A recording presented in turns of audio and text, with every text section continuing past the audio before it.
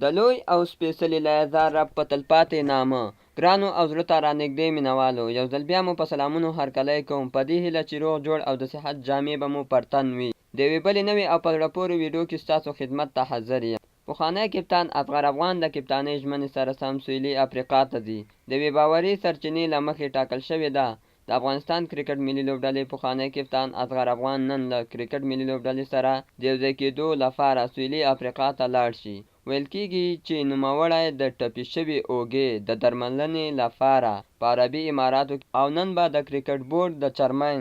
عزیز الله فضلي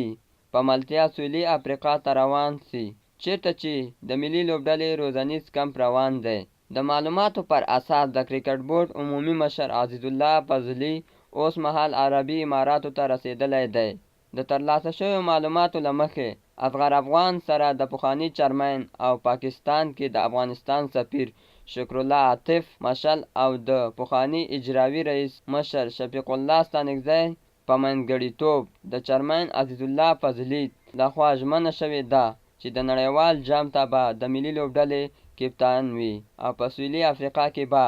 اعلان شي. ویل کېږي چې د سویلي افریقا ته په رسېدو به د کرکټ بورډ چیرمن عزیز الله فضلي اصغر افغان ته یو ځل بیا د نړیوال جام لپاره د ګلبدین نایب پر ځای د کرکټ ملي لوبډلې کپتان اعلان شي. د یادونې وړ ده چې په دې اړه تر اوسه افغان کرکټ بورډ رسمي څه نه دي ویلي، خو د اصغر افغان او عزیز الله فضلي د وروستۍ لیدنې او محمد نبي ساخیل له ټویټ څخه ښکاري چې اصغر افغان ته بیا ځلې د کپتانۍ سپارلو ژمنه شوې. د افغانستان کرکټ بورډ چارواکو بیا ویلي وو اصغر افغان د بېلابېلو چانسونو څخه ګټه پورته نه کړای شوه او د کپتانۍ په توګه په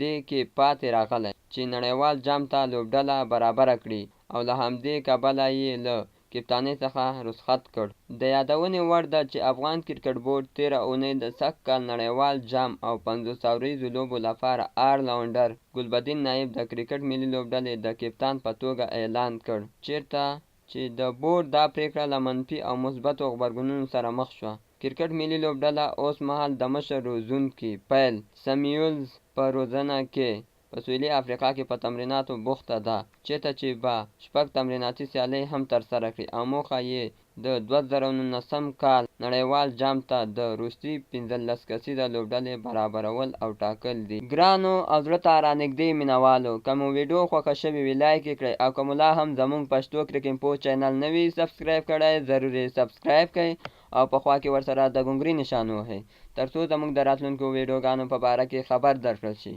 والسلام.